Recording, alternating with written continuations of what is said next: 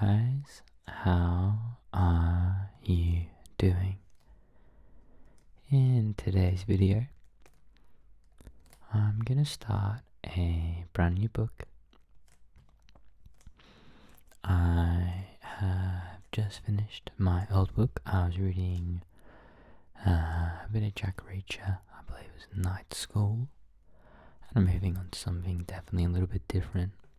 I went down to the local library last week and I picked up a few things, and one of them that I picked up was this Douglas Jackson Sword of Rome.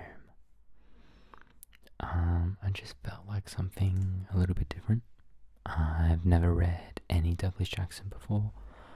I'm gonna be honest, I have a feeling that this is part of a series and this is not the first book, so we'll have to see how it goes. But it should be an interesting read, so I'll do a little read of the blurb and then I think let's just get stuck right in. Amidst the chaos and the carnage of civil war, where do a hero's loyalties lie? So, AD 68, the Emperor Nero's reign is in its death throes, and Gaius Valerius Verens is sent to Rome to bring it to a close. With Nero gone, the city holds its breath and awaits the arrival of his successor, Servius Sulpicius Galba. The people pray for peace, but their prayers are in vain, for while Galba promises stability and prosperity, his rule begins with a massacre and ends in chaos, carnage, and his murder. For this is a time that will come to be known as the Year of the Four Emperors, a time when civil war will tear Rome apart and test Valerius' loyalties to the limit. Now, the new Emperor Otho sends Valerius on a desperate mission to persuade his old friend Vitellius, the charismatic commander of the armies of the north, not to cross the Rubicon. But the general's legions are already on the march, and not even Valerius can halt the coming bloodbath that will see Roman fighting Roman and leave a field of 40,000 dead. So, what a gripping blurb. I'm sure you can see why I chose it. I really do like an action-filled book, but I was ready for something a little bit more historical. I'm going to be honest, I have been watching the new Percy Jackson live action on Disney recently. I loved the Percy Jackson books and the Heroes of Olympus books when I was a teenager, and I was feeling a little bit like something kind of like that historical. I was looking for something either ancient Greek or ancient Roman to read next, but I was looking for something maybe a bit more adult. Not that there's anything wrong with reading Percy Jackson's or anything like that as an adult, but I was maybe just looking not to go back to, young adult fiction. I was looking for something a bit more. So, here we go. Douglas Jackson's Sword of Rome. Okay, here we go. So 1, 2, 3, 4.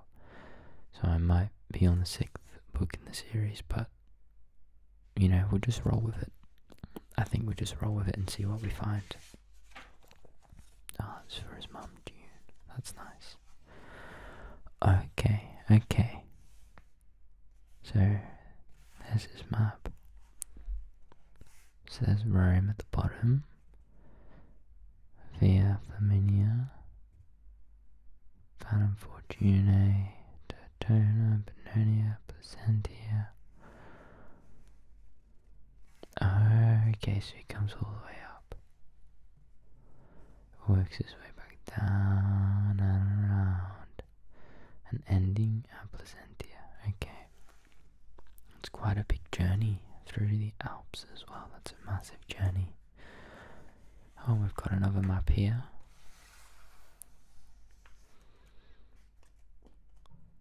Okay, so this is our Placentia. So there's different raids through the river. So here's what happens. So as Otho gathers his forces, Aulus Caecina Elenius lays siege to the strategically important town of Placentia, but is thwarted by Valerius after 2 hard days of fighting. Otho's generals launch a series of raids on Caecina's communications to keep him occupied. Caecina retaliates with a raid/attack down the Mantua Road, which is stopped near Aid Castores in an indecisive encounter. Mantua, isn't that where Romeo and Juliet set? I feel like it is. It's something to do with Romeo and Juliet. And then 3. Otho attacks before the bulk of his reinforcements arrive from the east. Outnumbered and fighting across difficult terrain, his army faces 3 crack legions of Vitellius's army of Germania. Okay.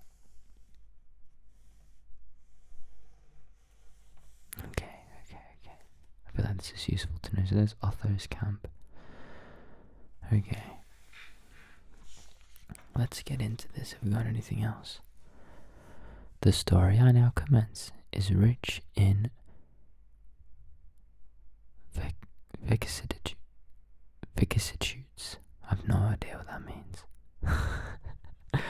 The story I now commence is rich in vicissitudes, grim with warfare, torn by civil strife, a tale of horror, even during times of peace. Cornelius Tacitus, The Histories. I should say this is my first time looking at anything past the first couple pages. I haven't seen those maps before. I haven't seen this before. I've just looked at the blurb, I'm going to be honest. The Sword of Rome. Southern Gaul, May AD 68. She had died protecting her child. That seemed obvious. A tiny hand, the fingers already turning blue in the stifling heat, lay palm upwards, just visible beneath the edge of the shabby grey cloak that covered her body. The raven hair fluttering in the soft breeze was still lustrous, where it hadn't been clotted by blood and brain matter from the terrible wound in her skull. Gaius Valerius Verens was thankful he couldn't see the mother's face. He raised his eyes to the crows and buzzards circling in improbably blue skies, their cries of irritation at being disturbed from the feast, an unlikely lament to the fallen. With a feeling of weary resignation, he remounted the big roan and surveyed the swirling clusters of dead that lay like stranded maggots across the field of half-grown corn between the woods and the olive grove. They would have hidden in the trees, he frowned, but whoever killed them must have flushed them out, and then ridden them down when they tried to flee. What does it matter? The speaker's voice managed to combine impatience and arrogance in equal measure. They're just a few barbarian peasants. We are wasting time. Valerius turned to consider his companion. It exasperated him that Marcus Salvius Otho could be so irritating and at the same time so difficult not to like. Only a few years older and of the same senatorial rank, the men insisted on treating him as if he were a junior tribune in his first campaign. A rich man on a rich man's horse, Otho had curly dark hair and a face that had never known hunger. Heavy brows, arched above liquid, almost feminine eyes, sensitive eyes that softened a nose like a ship's ram, and an overweening sense of his own importance. The cavalry escort, a troop of mounted archers from some wild tribe of the Vascones mountains in the northernmost region of Hispania rested their horses in the shade of the nearby olive trees. They had been in the saddle for 18 days since leaving Cartago Nova, the last through the chattel-stripped, fear-ridden landscape of a failed rebellion. Exhaustion and hunger were written stark in the deep lines of their faces. Valerius kept his voice low enough not to be overheard. It matters because, judging by the hoofprints, there must have been 50 of them, which means they outnumber us 2 to 1. If they're a marauding band of surviving rebels, they would think twice about attacking regular cavalry. Those rebels, as you call them, are our allies, Otho sniffed. Valerius felt a familiar twinge of conscience at the reminder that he himself was a rebel. True, Nero had earned his enmity by his treatment of Valerius's former commander Corbulo, general of the East, but a gut-wrenching, very Roman part of him agonized over conspiring against a man born with the divine right to rule. He shook the thought from his mind. Nero had sown the seeds of his own destruction by his ill use of the army, the Senate, and the people. The fruits of that sowing had become apparent 2 months earlier when the Gaulish aristocrat Gaius Julius Vindex had raised the southern tribes against the emperor.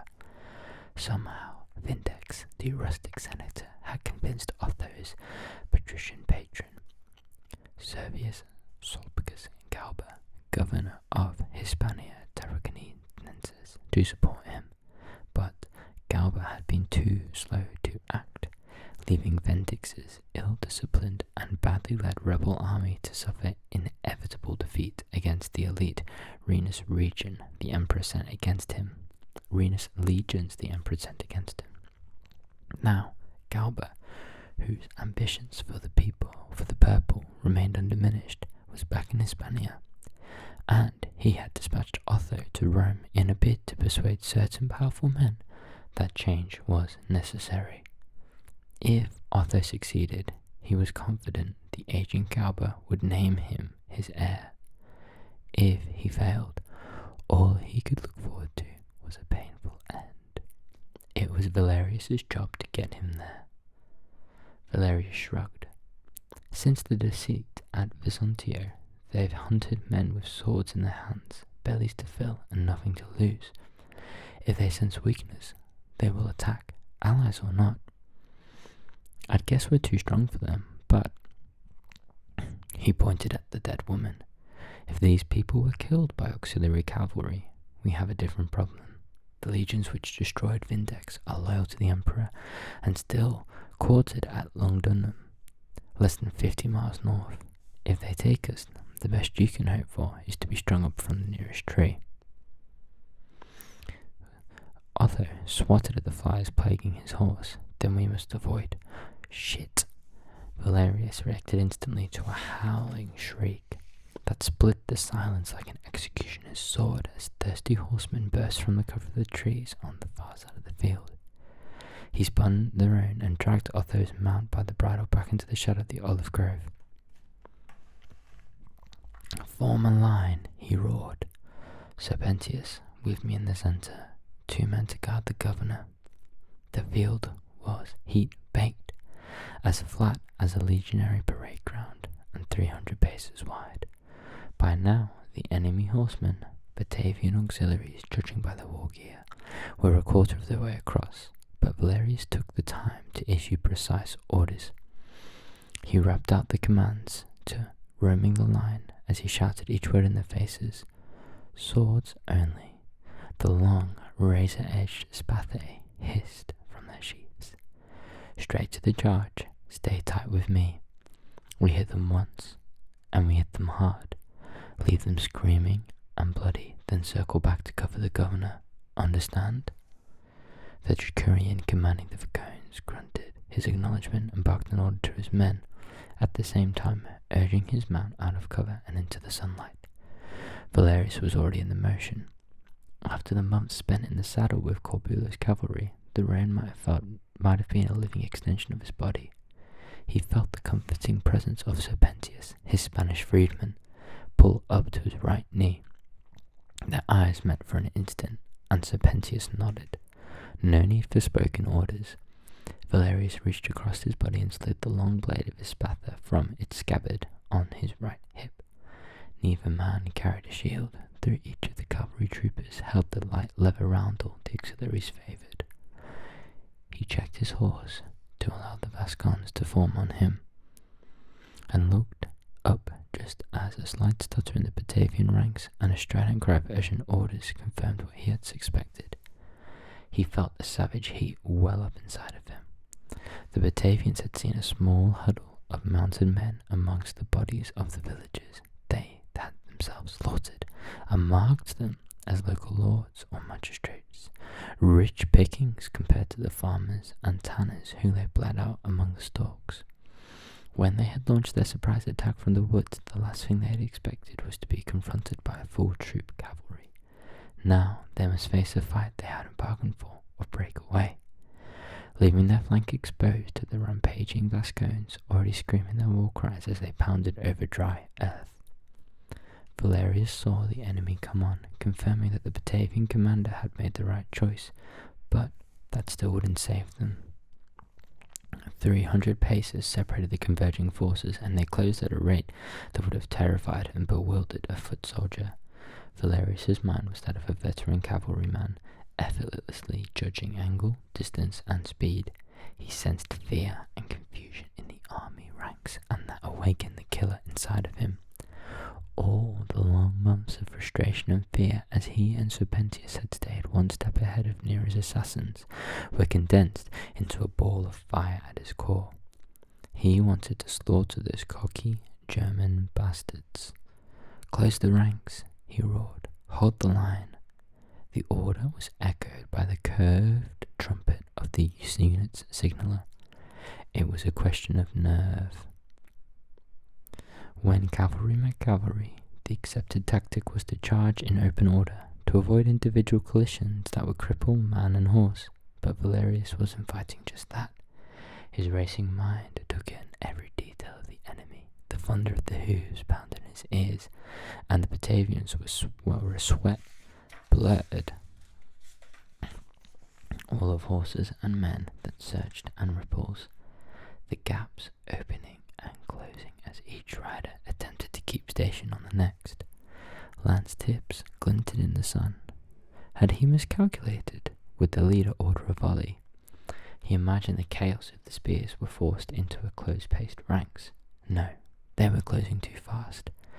If they waited to get within throwing range, they wouldn't have time to draw their swords, and no man willingly went into battle defenseless.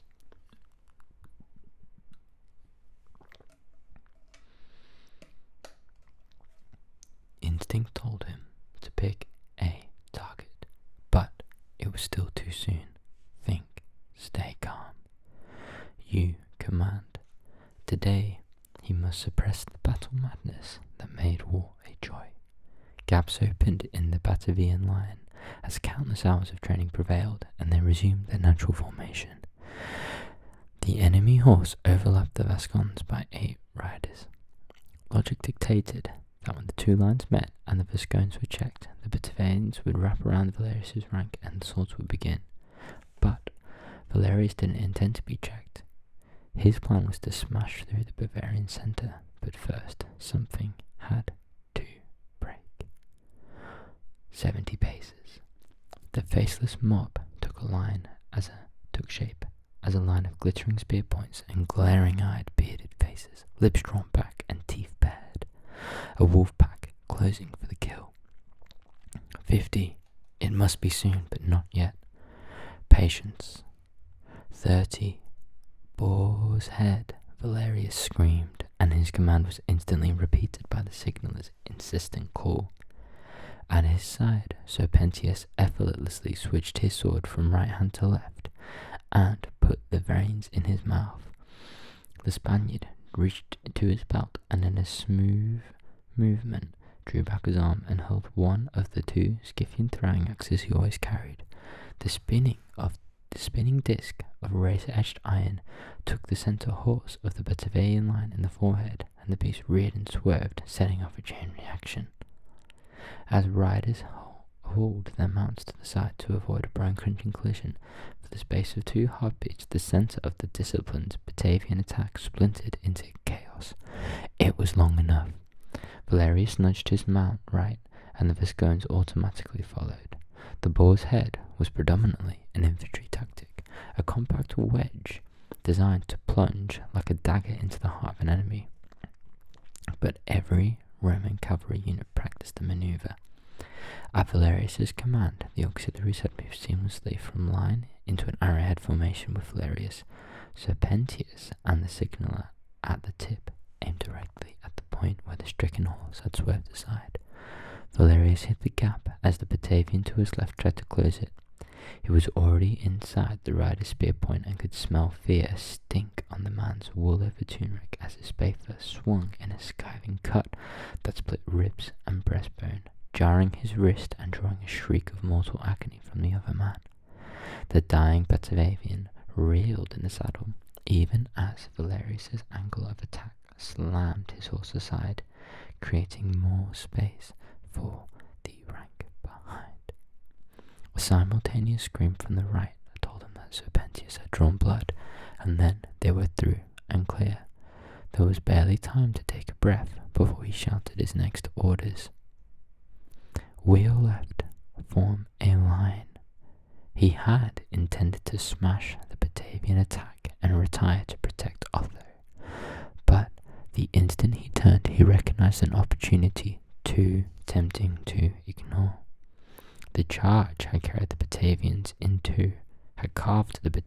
two, and now the riders to the right of his line milled in confusion. 100 paces away, 6 or 7 men and 2 horses writhed in the dust where Valerius had struck the centre. Those on his left were closest and had held the nerve, but there were pitifully few, and perhaps a dozen troopers still in the saddle. Valerius still had more than 20 men, and he now launched them against the nearest Batavian survivors. Kill the bastards. The Viscones charged in open order while their enemies were still reforming, and the Batavians barely reached a trot before the Spanish tribesmen were among them, cutting right and left and howling their war whoops. Valerius picked out a mailed figure in the centre of the line, and it was only as he closed it he saw how young the man was. Calculating eyes shone from a pale, determined face beneath the rim of a helmet that shone like gold. The Batavian drove his spear point at Valerius's chest, and only the speed of fear allowed the Roman to deflect the shaft upwards with the edge of his sword. He felt a brushing crunch as the point clipped his shoulder, and he ducked to avoid the ash shaft, swung like a club at the side of his head. Still, the cavalryman was able to batter his shield into Valerius's body as they collided, almost knocking him from the saddle. They circled like fighting dogs, snarling and seeking out a killing opportunity. Valerius saw the moment his enemy's eyes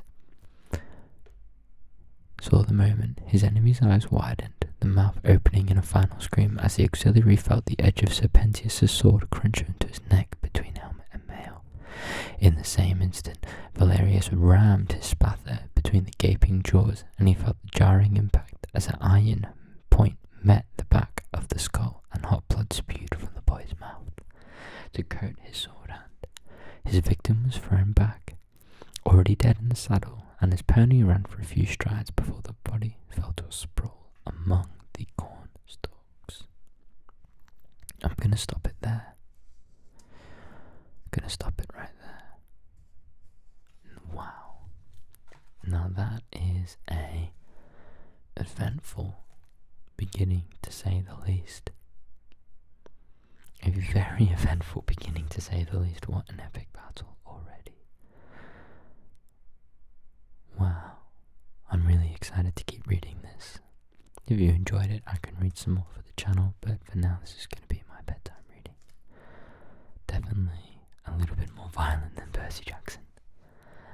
Well, if you did enjoy me reading in this low, soft-spoken voice, please do let me know and I can do some more. I don't think there's anything left to say, but I really hope you have a lovely rest of your evening, day, morning, whatever time it is where you are. And I'll see you later. Thank you. Bye bye.